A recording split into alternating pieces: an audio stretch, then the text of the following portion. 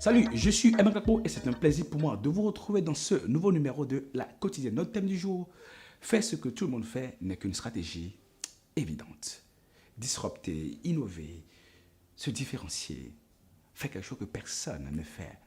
Identifier à chaque fois des niches inexplorées, des choses que personne ne pense à faire ou des choses que les gens veulent faire et qui n'arrivent jamais à faire.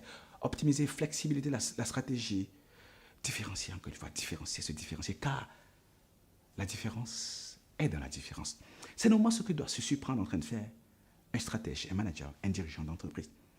Mais quand on pose la question suivante à des managers, à des dirigeants d'entreprise, quelles sont les trois choses que vous faites et que personne ne fait sur le marché? Ils cherchent. Et finalement, on en arrive à une chose. On dit, nous avons une meilleure qualité de service. Je dis, ben, écoute, c'est exactement ce que tout le monde dit. Nous avons une meilleure qualité de service. Et nous constatons en général que ce n'est pas toujours évident.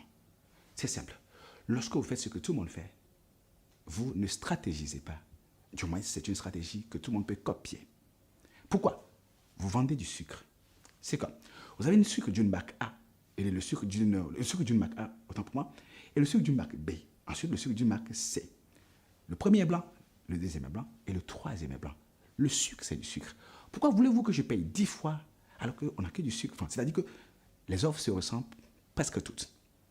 N'est-ce pas là qu'il faut commencer par se challenger pour dire qu'est-ce que nous devons faire que personne sur le marché ne fait du tout?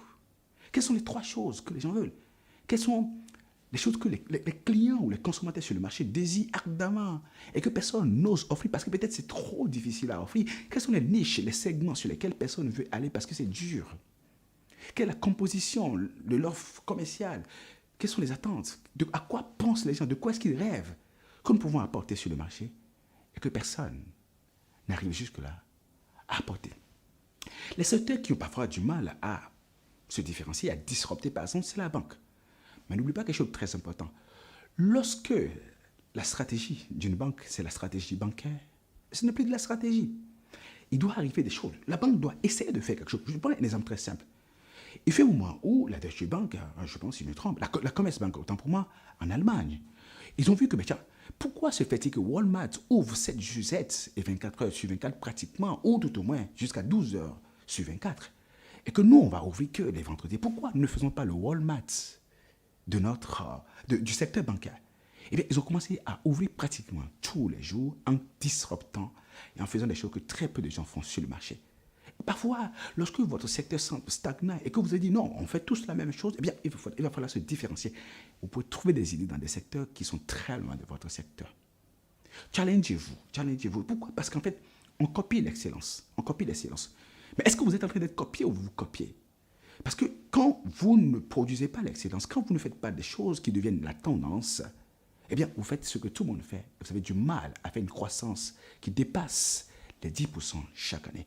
Pour faire de la disruption, il faut penser à se dire, nous devons identifier exactement ce que les gens veulent ou ce à quoi ils ne pensent pas du tout, mais qui sera utile sur le marché, que nous, on va apporter de manière à pouvoir faire de la différence. Parce que c'est dans la différence qu'on trouve la différence. Ne copiez pas pour copier. Ne vendez pas du sucre. Ajoutez peut-être du rouge, je ne sais pas. Changez la boîte, changez l'emballage. Ajoutez une ou deux choses. Apportez quelque chose que personne d'autre n'apporte. Et c'est ainsi que vous commencez par faire de la stratégie. Pourquoi? On fait la stratégie lorsqu'on tire la bataille sur des niches, sur des segments, sur des leviers, à des endroits que personne n'a le pouvoir ni la capacité de franchir. On sait que vous faites de la stratégie quand vous avez le contrôle et que vous pouvez modifier les plans de jeu ou les plans de bataille ou le plan de travail et d'action sans que les autres ne sachent exactement ce que vous essayez de faire. Donc la différence est dans la différence. Et quand vous faites tout, vous faites comme monsieur ou madame tout le monde, eh bien, ce n'est pas de la stratégie. Du moins, c'est une stratégie évidente que tout le monde va copier prochainement. Identifiez 2, 3, 4, 5 choses que vous allez faire sur le marché, que vous allez apporter sur le marché à chaque fois. Si ça ne marche pas, ce n'est pas grave, changez. Mais vous devez faire quelque chose de différent, de valorisant, qui apporte quelque chose que personne d'autre n'apporte, qui va faire que les gens vont vous préférer, vos clients vont vous préférer et préféreront à chaque fois revenir vers vous et surtout deviennent fidèles à votre marque. Ce fut un plaisir pour moi d'avoir été avec vous. On se retrouve demain pour un nouveau numéro de La Quotidienne. Magnifique. Je suppose que vous avez adoré la vidéo que vous venez de regarder. Et pourquoi est-ce que vous allez rester juste là? Il y a juste une autre vidéo là. Vous cliquez juste et vous pouvez commencer par adorer nos contenus pour changer votre façon d'être et de faire, développer votre potentiel et améliorer vos résultats. On se parle très